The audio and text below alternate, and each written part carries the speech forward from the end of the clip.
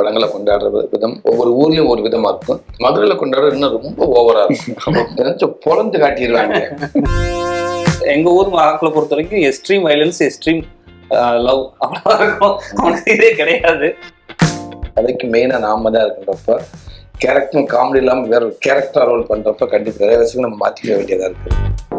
இதுக்குள்ள political view இருக்கும், ஒரு ஃபெமினிசத்தோட வியூ இருக்கும், அங்கே இன்ஃப்ளூயன்ஸ் ஆன கதாபாத்திரங்களோட வியூ இருக்கும். ஓகேங்களா, ஒரு எல்லா வியூவுமே இருக்கும். எனக்கு பர்டிகுலராக இது ஒன்றில் வந்து நம்ம வச்சு இதை டிஸ்கஸ் பண்ண வேணான்றதான் என்னோட ஆசை. அது தொண்டில் உடஞ்சு போயிடலாம் இருக்கேன். சில தொண்டு கட்டுறக்காக சில விஷயங்கள் பண்ணிக்கிட்டேன். கொஞ்சம் வேணுக்குன்னு அதை கொஞ்சம் லைட்டாக டேமேஜ் பண்ணக்கூடாது, தவறான ஒரு விஷயம்.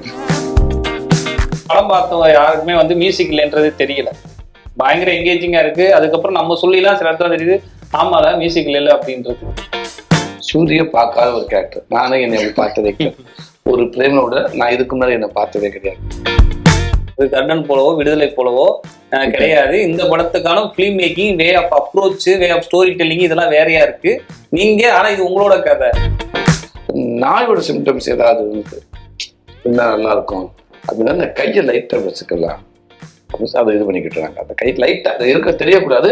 ஆனா நாயோடது லேச தெரியும். அது காலுக்கு இருக்கு இல்லையா, அவார்டு படம்னால ஆடியன்ஸுக்கு மைண்ட் செட் ஆயிடுச்சு. இது ஒரு வேற ஒரு இது நம்ம ஜனங்க பார்க்க முடியாது, இருக்க வேற யாரும் பார்க்க வேண்டிய படம் இருக்க, நம்ம பார்க்க கூடாது இது அப்படின்னு நினைக்கிறாங்க. அது கிடையாது. இது நம்ம பார்க்க வேண்டிய படம் கிடையாது.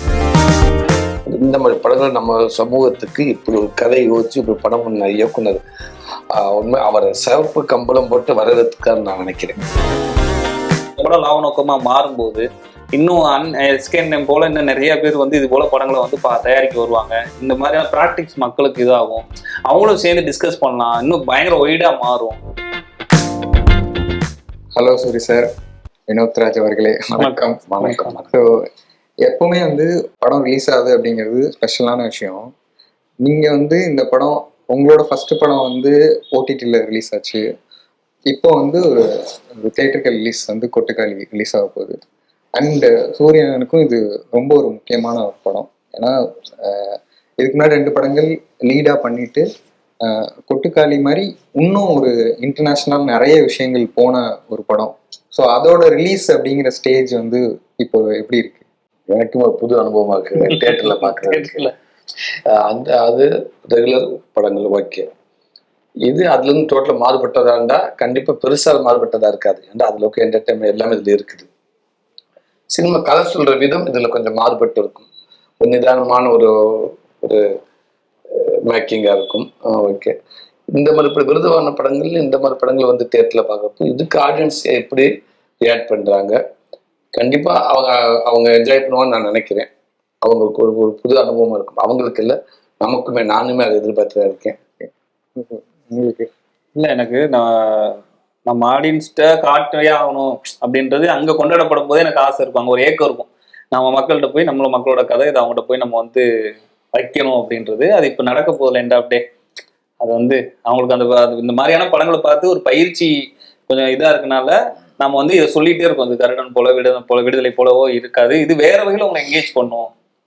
உங்க லைஃப்ல நீங்க இப்போ ஒரு யதார்த்தமா பக்கத்துல இருந்து பாக்குற மாதிரியான நிகழ்வுலாம் உள்ள இருக்கும் அப்படின்னு நாங்க சொல்லிக்கிட்டு இருக்கோம். ஆனா இதெல்லாம் தாண்டி இந்த படம் தியேட்டர் ரிலீஸ் ஆகுது, நம்ம மக்கள் பார்க்க போறாங்கன்றது பயங்கர ஹாப்பியா இருக்கு.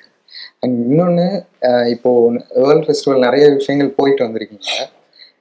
ஆரம்ப காலத்துல மதுரைங்கிறது எப்பவுமே வந்து அதுக்கு ஒரு தியேட்டர் கல்ச்சர் ஒன்று இருக்கு. சினிமாவை பயங்கரமா செலிப்ரேட் பண்ற ஒரு ஊர் இருக்கு. ஸோ அந்த மெமரிஸ் பத்தி கொஞ்சம் ஷேர் பண்ணிக்கங்களா? ஏன்னா ஸ்டார்டிங் ஸ்டேஜ்ல நிறைய படங்கள் நாங்கள் பார்த்த விஷயங்கள், அதுல இருந்து கத்துக்கிட்ட விஷயங்கள். சினிமாவில் எல்லா ஊர்ல இருந்து நிறைய பேர் வந்து சாதிச்சிருக்காங்க. மதுரையில சாதிச்சவங்க நிறைய பேர் இருக்காங்க நினைக்கிறேன். ரொம்ப பேர் இருக்காங்க. பயங்கரமா சீனியர்ஸ்லாம் மதுரையில இருந்து வந்தவங்க இருக்காங்க. மதுரை வாழ்வில் அது அந்த மக்கள் அந்த அவங்களோட அந்த பழக்க வழக்கங்கள், அவங்க வாழ்வில் அது உண்மைக்கு எல்லாருக்கும் தெரிஞ்ச விஷயம் தான். ரொம்ப டக்குன்னு பக்கத்து பார்த்து பச மாதிரி வெட்டிக்கிடுவாங்க ஒரு பழக்க வழக்கத்தையும் எதுவுமே. எனக்கு இந்த சினிமா ஆர்வங்கள் தோணுனதே வந்து மதுரையோட பழக்க வழக்கங்கள். அதுல இருந்தது. அது எல்லா ஊர்லேயுமே படங்களை வந்து பயங்கரமாக வெளிப்படுத்துவாங்க. அந்த முதல் நாள் அந்த தலைவனோட அவங்க அவங்க பிடிச்ச நடிகரோட படங்களை கொண்டாடுற விதம் ஒவ்வொரு படத்துல ஒவ்வொரு ஊர்லயும் ஒரு விதமா இருக்கும். மதுரையில கொண்டாடுற இன்னும் ரொம்ப ஓவரா இருக்கும், ரொம்ப ஓவரா இருக்கும். ரொம்ப அப்படியே நெஞ்ச பொழந்து காட்டிடுவாங்க தலைவா அப்படின்னு சொல்லி. அங்க இருக்க அட்மாஸ்பியர், அவங்க அவங்க அவங்க அவங்க கொடுக்க அந்த சந்தோஷம், அவங்க கொடுக்க அவங்க கொண்டாடுற விதம் இருக்குல்ல, அது ரொம்ப பயங்கரமா இருக்கும். ஸோ எனக்கு தெரிஞ்ச சினிமாவுக்கு இந்த இடத்துல இந்த உட்காந்துருக்கோம்னா கண்டிப்பா அதோட வெளிப்பாடு தான் இருக்கும். அந்த சினிமா ஓவரா லவ் பண்றதுனால என்னமோ தெரியல, நமக்கும் அந்த சினிமாஸை இன்னைக்கு இங்க உட்காந்துருக்குன்னு நினைக்கிறேன். மதுரை அப்படியே சவுத் சைடு முழுக்க பொதுவாகவே சினிமாவில் இன்ஃப்ளூயன்ஸ் ஆன நிறைய விஷயங்கள் எல்லா இடத்துலையும் பார்க்கப்படலாம். அங்கே கூடுதலாக இருக்கும். அந்த சவுத் சைடு முழுக்கவே கூடுதலாக இருக்கும். அது ஒரு பெரிய அதை ஃபாலோவாக மாறுறது, அந்த அந்த இருக்கிற ஆட்கள் மாதிரி நம்ம அதே போல் நடந்துக்கிறது அப்படின்றது சினிமா நிறைய இடத்துல சவுத் சைடு முழுக்க நிறைய இன்ஃப்ளூயன்ஸ் பண்ணியிருக்கு. நிறைய இடத்துல இன்ஃப்ளூயன்ஸ் பண்ணியிருக்கு. எங்கள் ஊர் ஆட்களை பொறுத்த வரைக்கும் எக்ஸ்ட்ரீம் வயலன்ஸ், எக்ஸ்ட்ரீம் லவ் அவ்வளோதான் இருக்கும். அவனுக்கு இதே கிடையாது. அதுதான் நான் அந்த அது ஏன் அந்த மாதிரியான அவங்ககிட்ட ஒரு பிஹேவியர் வருதுன்றது தான் நாங்கள் இந்த படம் இன்னும் எல்லா படம் கூழாங்கலும் சேர்ந்த படத்துலேயே அதுதான் நாங்கள் டிஸ்கஸ் பண்ண பார்க்கணும். எங்களுக்கு எடுத்தோடனே ஒருத்தவங்க நல்லவன் கெட்டவன் அந்த இடத்துக்குள்ள போய் நிறுத்தாம எங்களுக்கு அந்த கதாபாத்திரங்கள்லாம் ரியாக்ட் பண்றதுக்கு, இப்படி ஒரு விஷயத்தை வெளிப்படுத்துறதுக்கு எதெல்லாம் காரணமா இருக்குன்றத விட்னஸ் பண்றோம். அவ்வளவுதான். அவங்களோட சேர்ந்து டிஸ்கஸ் பண்றோம். இந்த நடிக்கிற கதாபாத்திரங்களோடய சேர்ந்து டிஸ்கஸ் பண்றோம். இது எனக்கு அங்கிருந்து அந்த மதுரையில அந்த இதை வச்சுதான் எனக்கு தோணுச்சு. சாரி சார், நீங்க இதுக்கு முன்னாடி இப்போ லீடா 2 படம் பண்ணிருந்தீங்க.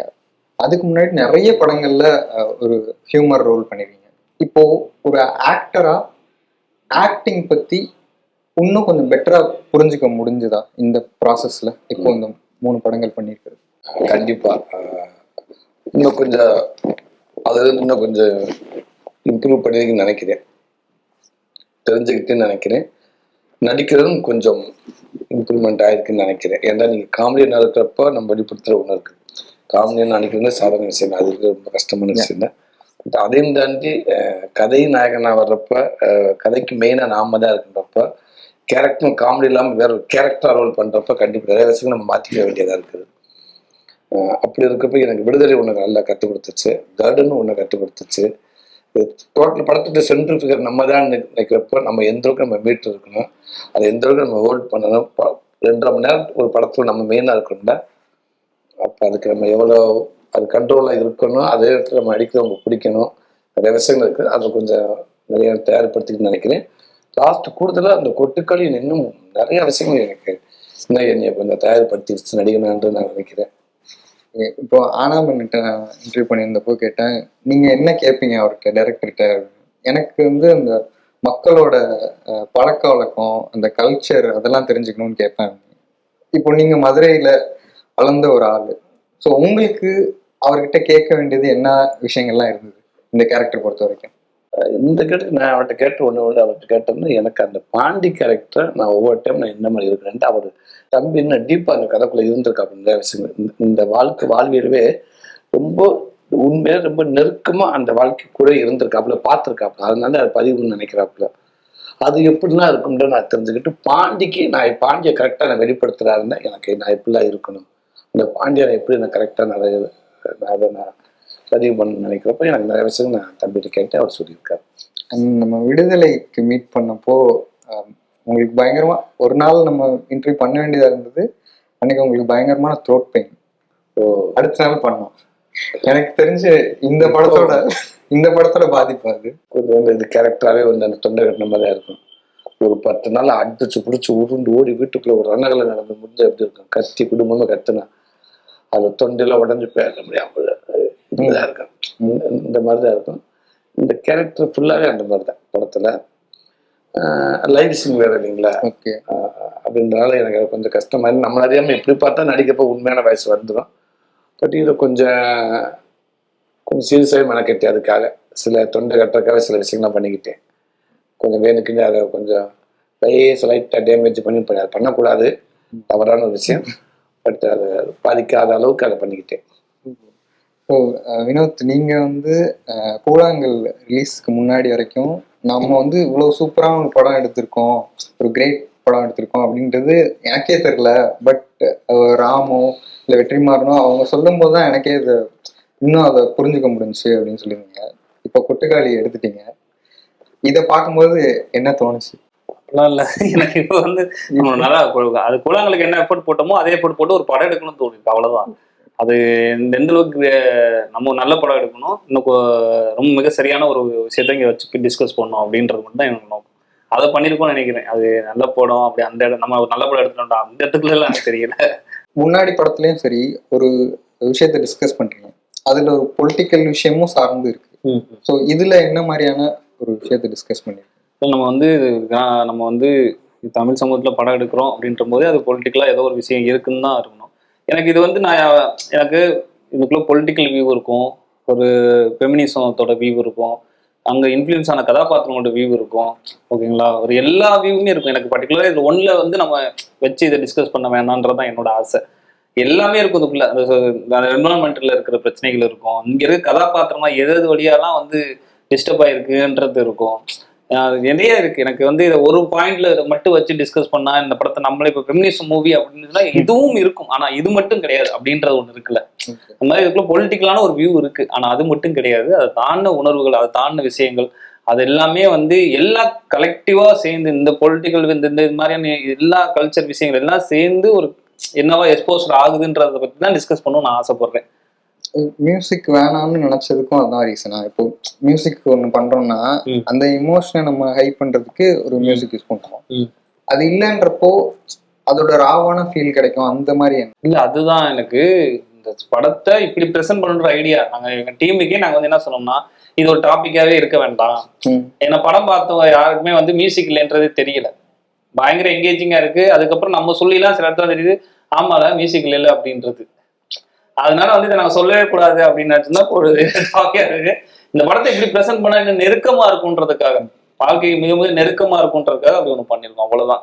மத்தபடி மியூசிக் பிடிக்காதெல்லாம் கிடையாது. அதெல்லாம் பயங்கரமா மியூசிக் எனி டைம் மியூசிக்கோட தான் இருந்துட்டு இருக்கோம். சினிமாங்கிறது ஆமா, லைவுக்கு வேணா ஓகே, வாழ்க்கை யதார்த்தத்துக்கு வேணா மியூசிக் இல்லாம நம்ம சொல்றோம் ஓகே. ஆனா ஒரு 50% பதிவை கூட 100% கூட நிப்பாட்டுற மியூசிக். எனக்கு இதுல வர சுச்சுவேஷன் இருக்குல்ல, அதுக்கு நம்ம ஏதாவது ஒரு நோட் போட்டா வேற ஏதோ ஒரு வியூக்கு போயிரும், ஒரே ஒரு பாயிண்ட்டுக்கு மட்டும் போயிருமோ அப்படின்ற ஒரு பயம் இருந்துச்சு அங்க. கண்டிப்பா ஒரு எனக்கு அவ்வளவு ஆஸ்தான ஆட்கள் இங்க இருக்காங்க மியூசிக்ல. எனக்கு அந்த பயம் இருந்துச்சு, என்னால அதை சரியா கேட்டு வாங்கி அதை பண்ண முடியுமான்ற பயம் இருந்துச்சு. மத்தபடி வேற ஒன்றும் இல்ல.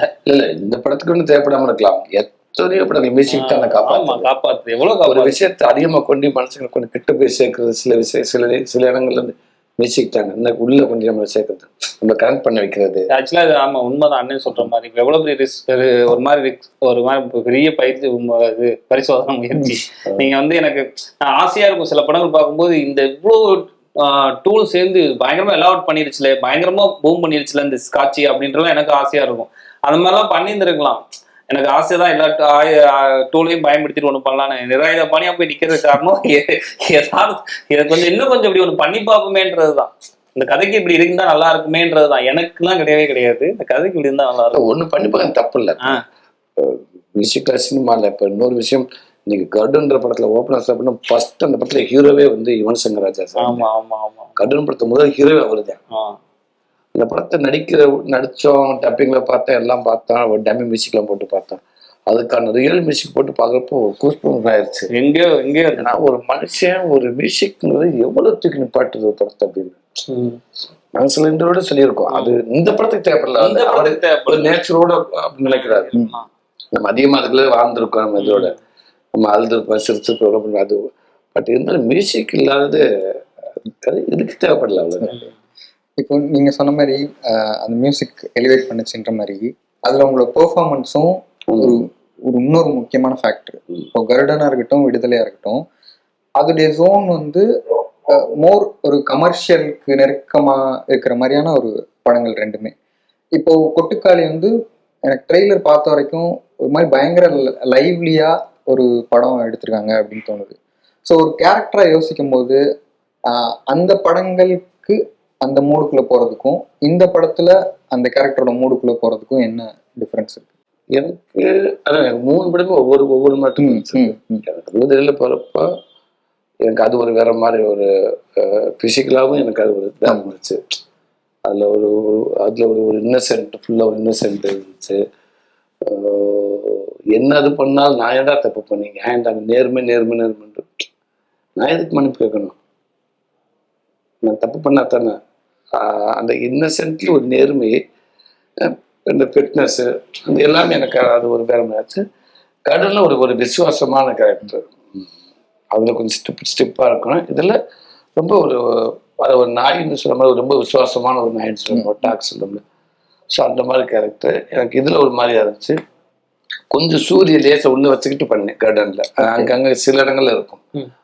அதுக்கப்புறம் கார்டன்ல வேற மாதிரி ஒரு விசுவாசம் வருது. கொட்டுக்கலாம் டோட்டலா வேற, ரெண்டுமே இல்லாத ஒரு சூரிய பார்க்காத ஒரு கேரக்டர். நானே என்னை அப்படி பார்த்ததே கிடையாது. ஒரு பிரேமோட நான் இதுக்கு முன்னாடி என்னை பார்த்ததே கிடையாது. ரொம்ப ஒரு படத்தை எங்கேயுமே சிரிச்சிருக்க மாட்டேன். ஒரு ஒரு டென்ஷன்ல ஒரு விஷயத்தை கண்ட்ரோல் பண்ணிட்டு விட்ட உடஞ்சிருவேன், வெளியில உடச்சிட்டு வெளில வந்துடுவேன்.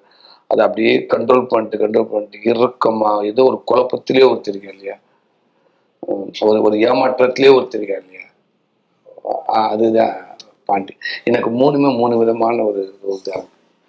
இப்போ துரைசங்கர்கிட்ட நான் இன்டர்வியூ எடுத்தப்போ அவர் என்ன சொன்னார்னா, அந்த கேரக்டரே ஒரு ஒரு நாய், விசுவாசமான நாயை வந்து நம்ம இது ப்ரொஜெக்ட் பண்ணணும்னு பார்த்தோம். அப்போ வந்து எப்படி அதை பாடி லாங்குவேஜா பண்ணலாம் அப்படின்னப்போ கையை வந்து நான் இப்படி வச்சுக்க சொல்லிட்டேன் படம் ஃபுல்லாங்க. இந்த மாதிரி சின்ன சின்ன விஷயங்கள் பிடிக்கிறது இருக்குல்ல, அது எவ்வளவு தூரம் டிஸ்கஷன் நடக்கும் ஒரு டேரக்டரோட? விடுதலைக்கு வந்து வெட்டுமாசா சில விஷயங்கள் சொன்னார் எனக்கு.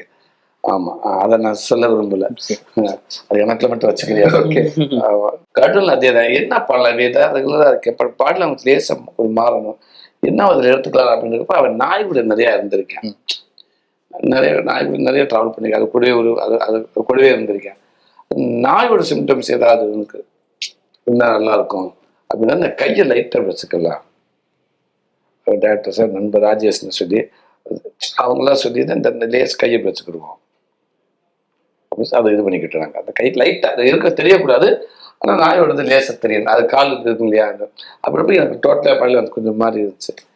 கொட்டுக்காளியில் எனக்கு இந்த பாண்டி கேரக்டர் எப்படி இருப்பான் அப்படின்ட்டு தம்பி சார் இந்த புருவம் அது ஆட்டோமேட்டிக் சுருங்க லேஸ் அப்படியே தான் தெரியும். கட்டுன்னு இருப்பேன்.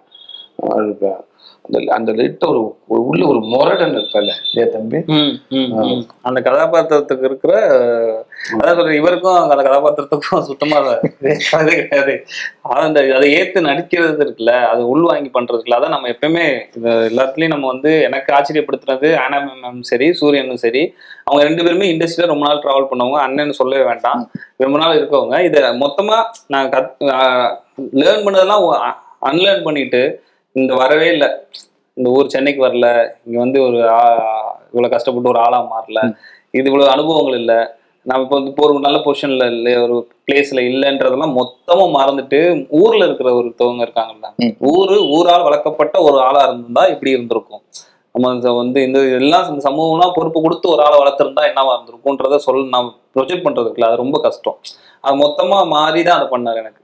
அது ரெண்டு பேருமே எனக்கு நீ கேட்டு கட்டாமல் இருந்தேன்.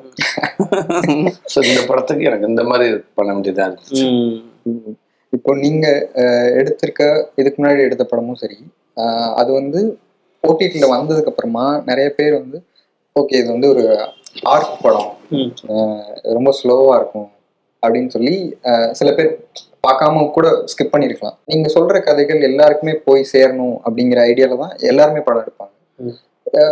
இந்த ஸ்டைல்ல எடுக்கிறதுனால இது இன்னும் வைடரா போய் சேராதோ, இதுக்கான ஒரு லைன் டிரா பண்ணணும்னா எங்க டிரா பண்ணணும் அப்படிங்கிறதுல எதுவும் இது இல்ல? இப்ப இது ஏன் இந்த டவுட் வருது, முதல்ல இதுக்கான பயிற்சி இல்லாதனால. ஓகேங்களா, இப்படிப்பட்ட படங்கள் வராது இங்க ஒரு பயிற்சி இல்லாதனாலதான். ஓகேங்களா, நம்ம வந்து அதுக்கு நான் வேற ஏதோ ஒண்ணு பண்ணிருக்கோம், நான் வேற புதுமையா ஒண்ணு பண்ணிருக்கேன் அப்படின்னு இல்லை.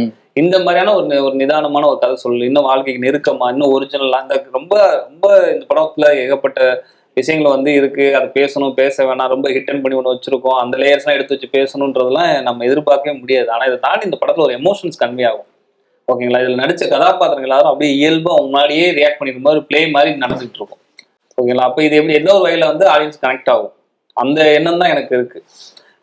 இந்த பயிற்சி தொடர்ந்து வரும் பட்சத்துல நிறைய அந்த மாதிரியான படங்கள் தொடர்ந்து வரும்.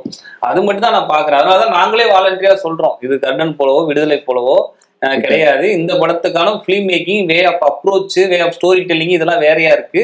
நீங்க ஆனா இது உங்களோட கதை. உங்களை நாங்க பக்கத்துல வந்து நிறைய இடத்துல உங்களோட நீங்க வந்து ஒரு கண்ணாடியை பாக்குற மாதிரி கூட இருக்கும். நீங்களே உங்களை பாத்துக்கிற மாதிரி இருக்கும். ஓகேங்களா? நீங்களே உங்களுக்கு கேள்வி கேட்டுக்கிற மாதிரி இருக்கும். நீங்களே உங்களுக்கு ஆன்சர் கொடுத்துக்கிற மாதிரி இருக்கும். இதுதான் நாங்க வந்து இதுல இந்த வே ஆஃப் ஸ்டோரி டெல்லிங், இந்த வே ஆஃப் அப்ரோச், இந்த பிலிம் லாங்குவேஜ் இதெல்லாம் நான் அப்படிதான் பாக்குறேன். இன்னும் க்ளோஸ் ஆகுறதுக்கு தான். இது எங்கேயோ வெளியில போய் இதாச்சுன்றதுக்கு ஏதோ அங்க எடுக்கப்பட்ட படம் கிடையாது. இது நம்ம ஊரு மதுரை, அந்த ஊர்ல பாலமேடு, கோம்பக்காட்டுல அங்கிட்டு சுத்திட்டு எடுக்கப்பட்ட படம் தான்.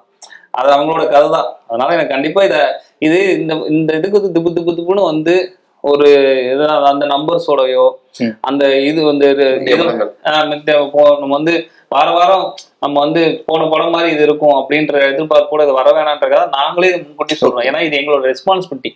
எங்களால வந்து இப்ப நான் சொல்ல முடியாதுங்களா, கரடன் மாதிரி இருக்கும், நீங்க உள்ள வாங்க அப்படின்னு சொல்லி எங்களால வந்து அது ப்ரொடியூசருக்கும் எங்க மைண்ட் செட் இல்லை, எங்க நடிச்சவங்களுக்கும் மைண்ட் செட் இல்லை, எனக்கும் மைண்ட் செட் இல்லை. எதுவுமே அதை சொல்லுவோம். இந்த படம் அதுக்காக இவ்வளவு சொல்றோம். அந்த படம் வந்து அண்ணன் ஏற்கனவே சொன்ன மாதிரி இது உண்மை. இந்த படம் உங்களை என்கேஜ் பண்ணாமலாம் இருக்கு. நீங்க ஒரு 10 நிமிஷம் கழிச்சு இந்த படத்துல பயணிக்க ஆரம்பிச்சீங்கன்னா ஏகப்பட்ட விஷயங்கள் உங்களுக்கு டிஸ்கஸ் பண்ணிட்டே வரும். படம் முடியும் போது நீங்க வந்து ஒரு பெரிய டிஸ்கஷனோட தான் வருவீங்க. ரொம்ப போராவில் சொல்றதுனால எல்லாமே உணர்ச்சாதீங்க. அப்ப ரொம்ப போரா இது அவார்டு படம்னாலும் போரு அப்படிலாம் கிடையாது. அவ்வளவு ஜாலி இருக்கும் படம். ஆமா ஆமா ஆமா. ஸோ அதுதான் எனக்கு படம் முடிஞ்ச பிறகு ஒரு பெரிய டிஸ்கஷன் வரும், பெரிய டிபேட் வரும். நான் விரும்புறது அதுதான். இது எந்த ஒரு பாயிண்ட்ல போய் இந்த படத்தை நிறுத்தக்கூடாதுன்னு நான் ஆசைப்படுறேன். பொலிட்டிக்கலாவும் இந்த ஒரு பாயிண்ட்ல போய் நிப்பாட்டிடக்கூடாது, ஃபெமினிசமாவும் இந்த பாயிண்ட்ல போய் நிப்பாட்டக்கூடாது. எல்லாமே இருக்கிற ஒரு ஒர்க். ஏன்னா இது லைஃப், வாழ்வியல். இந்த வாழ்வியலுக்குள்ள எல்லாமே இருக்குல்ல. பொலிட்டிக்கலா, மேல் இது ஃபீமேல், இது அவங்க எல்லாமே இருக்குல்ல. கல்ச்சரா, சடங்கா, இது எல்லாமே இருக்குல்ல. இது எல்லாத்தையும் நாங்க விட்னஸ் பண்ணிருக்கோம். இதுக்கு எதுக்கு நாங்க சொல்யூஷன் சொல்லவே வரல. எங்களோட ஆன்சர் சொல்றது எங்களோட வேலையும் கிடையாது. அப்புறம் இந்த படம் வந்து இறுதியை நோக்கின படம் கிடையாது. இறுதியை மட்டும் நோக்கி போற படம் கிடையாது. இந்த பயணத்தின் வழியா இந்த மனிதர்கள் எதெல்லாம் வந்து இன்ஃப்ளூயன்ஸ் ஆயிருக்காங்க, எதெல்லாம் வந்து உள்ள ஒரு மாதிரி டிஸ்டர்ப் ஆகி அவங்க இப்படி ரியாக்ட் பண்றாங்கன்ற பேசுற படம். இது இறுதியை நோக்கி போற படம் கிடையாது. இறுதி உங்களுடையது, அது நீங்க தான் சொல்லணும். இப்ப நீங்க சொன்ன வரைக்கும் மறுபடியும் உங்க முன்னாடி படத்துலயும் கூட மேக்சிமம் ஒருத்தன் இப்படி இருக்கான்னா ஏன் இப்படி இருக்கான்ற அதுக்கான டிஸ்கஷன் நோக்கி தான் படங்கள் எடுக்கிறீங்க இல்லையா? அந்த டிஸ்கஷன் எவ்வளவு முக்கியமானதுன்னு நினைக்கிறேன்? ரொம்ப முக்கியமானது. நீங்க வந்து ரொம்ப சீரியஸா நான் ரொம்ப வந்து ஒரு திடீர்னு ஒரு தூக்கு தண்டனை வேணாம் அப்படின்ற ஒரு பெரிய டிஸ்கஷன் இருக்குல்ல. ஏன் இருக்கும் போது அதை நம்ம பார்ப்போம். ஒருத்தவன் தவறு செய்வதற்கு எதெல்லாம் காரணமா இருக்கோ, ஓகேங்களா, அதெல்லாம் சரி பண்ணணுன்றதுதான் இங்க நம்மளோட டிஸ்கஷனா இருக்கு. வெறுமனே ஒரு தனிப்பட்ட மனிதனை போய் நீ வந்து இது பண்ணிட்ட அப்படின்றது இருக்குல்ல, அதுக்குள்ள பெரிய டிபேட் வந்துகிட்டே இருக்குது. சரியா தவறா. அந்த டிபேட்டை தான் நானும் வந்து நான் எழுப்ப பாக்குறேன். இவன் ரியாக்ட் பண்றதுக்கு, இவங்க இது பண்றதுக்கு, இந்த மனிதர்கள் இப்படி பேசுறதுக்கு இதுவும் இவங்க மட்டுமே. இந்த படத்துல ஒரு சின்ன பையன் கதாபாத்திரம் வரும். ஒரு இந்த ஆட்டோல ஒரு சின்ன பையனும் பயணிப்பான். நான் உண்மைக்கே ரொம்ப அது கான்சியஸாவே சொல்றேன். அது பாண்டியோட சின்ன வயசு போர்ஷன். அவன் செடியை பிடிச்சி இழுத்துட்டு வருவான், திடீர்னு ஒரு குச்சி எடுத்து தட்டிட்டு வருவான். ஓகேங்களா, அவன் இந்த மனிதர்களோட வேல்டு இல்லாம அவன் ஒரு குழந்தையாவே இருப்பான். இவ்வளோ நெருக்கடி, இவ்வளோ பெயின், இவ்வளோ குழப்பங்கள். ஓகேங்களா, இதுல ஒரு கூட்டம் பயணிச்சுக்கிட்டு இருக்கு. அவனோட வேல்டு மட்டும் தனியாவே இருக்கும். அவன் இப்படிப்பட்டு எல்லாருமே இப்படிப்பட்டு குழந்தையா இருக்கும். இப்படி இருக்கும்போது அவனுக்கு அதெல்லாம் புகுத்தப்படுது, அதெல்லாம் சொல்லிக் கொடுக்கப்படுது. அவன் நாளைக்கு ஒரு பாண்டியா மாறுவான், முத்ராசா மாறுவான், முத்துப்பிள்ளையா மாறுவான், ராசா மாறுவான், மீனாவா இது எல்லாமாவே மாறுறதுக்கான பாசிபிலிட்டி இங்க இவ்வளவு இருக்குன்ற ஒரு டிஸ்கஷன் உருவாக்குறதுல அதுதான் இது சொல்யூஷன். என்கிட்ட சொல்லவே முடியாது. நான் இது எல்லாத்தையும் முன்னாடி வைக்கிறேன், ஒரு விட்னஸா வைக்கிறேன். அதை வந்து எடுத்து டிஸ்கஸ் பண்ணி அது சரியான முறையில போகும் நான் நம்புறேன். அவ்வளவுதான். சிவகார்த்திகேயன், கொட்டுக்காளி, உங்க 2 பேரோட லைஃப்லயுமே அவர் பெரிய ஒரு பார்ட் பண்ணியிருக்காரு. ஸோ அதை பத்தி சொல்லுங்க. இல்லை, ரொம்ப சந்தோஷம். தம்பி இப்படி ஒரு படைப்பு பரபரப்பு, அவரு இவ்வளவு ஹீரோவா இருக்காரு, மற்றெல்லாம் ஓகே. ஆனா கண்டிப்பா இந்த படத்துல இருந்து பெருசா சம்பாதிக்கணும் அப்படின்லாம் அவருக்கு ஒரு ஆசை கிடையாது. அப்படிலாம் ஒண்ணும் இல்லை, எது இல்லை. நினைச்சதுனால வேற மாதிரி பண்ணியிருக்கலாம். பட் இந்த மாதிரி படங்கள் நம்ம சமூகத்துக்கு இப்படி ஒரு கதை யோசிச்சு இப்படி படம் பண்ண இயக்குனர் உண்மை அவரை சிவப்பு கம்பளம் போட்டு வரவேற்கான்னு நான் நினைக்கிறேன். இதை விட நமக்கு இப்போ படம் அவருடைய தயாரிப்புல பதிவு பண்ணணும்னு நினைச்சதே அது ரொம்ப பெருமை. அப்புறம் இந்த மாதிரி இயக்குனர் நிறைய பேர் வருவாங்க. ஸோ அதுக்கு தம்பிக்கு அந்த வாழ்த்துக்கள். எஸ்கேன்னே இந்த மாதிரியான படங்கள் பண்றதுக்கு எங்களுக்கே வருத்தமா இருக்கு. இந்த மாதிரி படம்னு பாவம் சொல்லி போய் இன்டர்வியூ கொடுத்துட்டு என்ன தம்பி நம்மளே எப்படி சொல்ல வச்சு அது வருத்தமா தான் அளிக்குது. ஆமா, வெறும் வேதனையா தான் நாங்க 2 பேருமே சொல்லிக்கிட்டு இருக்கோம். ஏன்னா அவ்வளவு நல்ல படம், அவ்வளவு ஒரு அங்க போயெல்லாம் சிலது கிளைம் பண்ணி எங்கேயோ மொழி தெரியாத நம்மளோட என்ன சொல்ற கல்ச்சரா பழக்க வழக்கங்களா நம்ம ஸ்லாங் கூட அவங்களுக்கு என்ன வெறும் சப்டைட்டில பார்த்து அந்த படத்தை வந்து அப்ரிஷியேட் பண்ணி கொண்டாடி எல்லாம் பண்ண எங்களுக்கு இதை கொண்டாந்து காட்டணுன்றது எங்களுக்கு ஆசை. ஆனா மைண்ட் செட்டுக்காக இதெல்லாம் நாங்க சொல்லிட்டு இருக்கோம். எஸ்கேஎன்ஏ இந்த படத்தை பண்ணது இதை வச்சது லாப நோக்கத்துக்காக கிடையாது. இது போல படங்கள் பண்ணணும், நான் என்டர்டைன்மெண்ட் நான் பண்றோம், அண்ணனும் சரி எஸ்கேனும் சரி என்டர்டைன்மெண்டா எங்கேஜ் மக்களை சந்தோஷப்படுத்த படங்கள் பண்ணிட்டோம். படம் முடிச்சுட்டு போனா அவனுக்கு பெரிய நெருக்கடி இருக்குல்ல, அந்த நெருக்கடியை பேச போறது யாரு? அப்ப இந்த இடத்து மூலியமா இதை பேசுவோம் அப்படின்றது அவங்களோட மோட்டிவ். அவருக்கு இந்த படத்தை லாப நோக்கத்தோட பண்ணல. ஆனா நான் என்ன விரும்புறேன்னா, இந்த படம் லாப நோக்கமா மாறும்போது இன்னும் எஸ்கேஎன்ஏ போல இன்னும் நிறைய பேர் இது போல படங்களை தயாரிக்க வருவாங்க. இந்த மாதிரியான ப்ராக்டிக்ஸ் மக்களுக்கு இதாகும், அவங்களும் சேர்ந்து டிஸ்கஸ் பண்ணலாம், இன்னும் பயங்கர ஒய்டா மாறும். அதுதான் நான் ஆசைப்பட்டு எனக்கு அந்த இடத்த இது எப்படியா அடைஞ்சிடணும், அவ்வளவுதான். இந்த தியேட்டர் கொண்டு வர மெயின் இதே தியேட்டர் கொண்டு வரக்கான மெயின் ரீசனே அதுதான். நீங்க அவார்டு படம் எல்லாமே நிறைய விருதுகள் வாங்க அப்படியே விட்டுறாங்க, கிடையாது. இங்க உள்ள விஷயத்த உலகத்துல எங்கேயோ இருக்கிற ஒரு மக்கள் அவங்க கொண்டாடுறப்ப நம்ம வாழ்க்கை புரிஞ்சவே, நம்ம மாமே மச்சான் நினைச்சவே, நம்ம கூட தோல்ல கைப்படுத்த நம்ம பார்த்த ஒரு சம்பவம் இது வர இருக்க மாட்டாங்களா? ஆனா நம்ம சில பேர் கொண்டு வரதுக்கு யோசிக்கிறாங்க. இல்ல இது இப்படி இருக்கும், இது கலெக்ட் பண்ணுமா, இது கலெக்ட் பண்ணாது, எத்தனை தியேட்டர்ல போடலாம், அவார்டு வருமா, அது கிடையாது. அப்படிதான் நிறைய பேர் யோசிக்கிறாங்க. அவார்டு படம்னால ஆடியன்ஸுக்கு மைண்ட் செட் ஆயிடுச்சு. இது ஒரு வேற ஒரு இது இதை நம்ம ஜனங்க பார்க்க முடியாது, இருக்கு வேற யாரும் பார்க்க வேண்டிய படம் இருக்கு, நம்ம பார்க்க கூடாது இது அப்படின்னு நினைக்கிறாங்க. அது கிடையாது, இது நம்ம பார்க்க வேண்டிய படங்க. நம்மளோட நம்ம மக்கள் பார்க்காம வேற யாரும் பார்ப்பாது. அதனால தியேட்டர்ல எல்லாத்தையும் பார்க்கணுக்காக நினைச்சு கொண்டு வந்த படம் தான், அதுக்காக கொண்டு வந்தது. நான் கண்டிப்பா ரொம்ப ஆனஸ்டா சொல்றேன், இந்த படம் உள்ள பார்க்க வர்றவங்களுக்கு மிகப்பெரிய ஒரு என்கேஜ்மெண்டாகவும் புது அனுபவமாகவும் அது ஒரு நல்ல ஒரு பயணத்துல போயிட்டு நம்மளும் அதான் நான் சொன்னேன்ல, ஒரு கண்ணாடியாகவும் இருக்கும், கேள்வியா இருக்கும், ஆன்சரா இருக்கும், எல்லாமாவே இந்த படம் இருக்கும். அதுதான் எங்களோட நம்பிக்கை. ஸோ அடுத்தது என்ன? இந்த கொஸ்டின் முதல்ல அண்ணன் தான் கேட்கணும். அடுத்து அந்த இன்டர்வியூ போகணும். படமா இப்ப அடுத்து என்ன இருக்கு? படம் இது இன்னும் 2 நாள் அனௌன்ஸ்மெண்ட் வரும் எனக்கு.